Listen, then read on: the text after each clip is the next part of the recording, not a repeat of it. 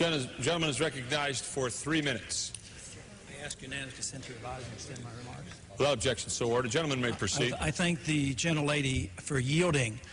I rise to express my support for this rule. It's a fair rule. There's plenty of room for debate and room for amendment. I would like to congratulate the Appropriations Committee for doing something very important in this bill by deleting all the funding for selective service system. I think that's very important. And as was described by the gentlelady earlier, there will be an attempt early on. The first amendment will come to the floor, will be to put that money back in. And I would like my colleagues to consider very seriously not to do that, because there is no need for the selective service system. There is only one purpose for the selective service system, and that is to draft young 18-year-olds. That is unfair. There is no such thing as a fair draft system. It's always unfair to those who are less sophisticated, who either avoid the draft or are able to get into the National Guard, or as it was in the Civil War, pay to get their way out.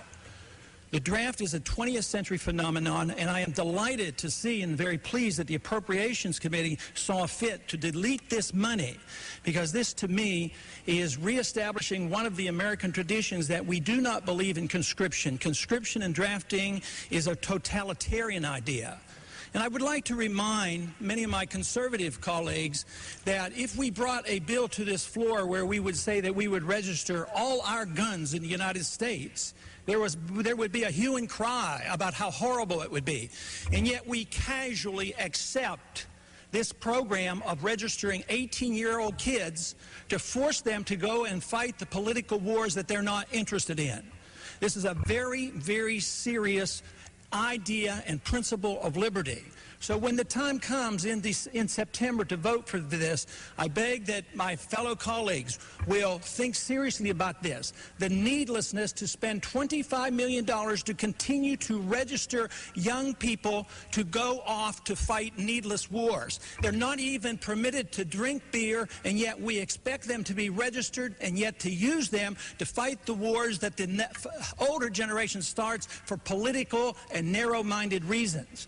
So when the time comes in September, please consider that there are ways that you can provide for an army without conscription.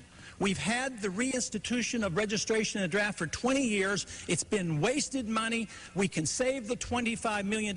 We should do it. We should not put this money back in. We do not need the selective service system. I yield back. The gentleman's time has expired.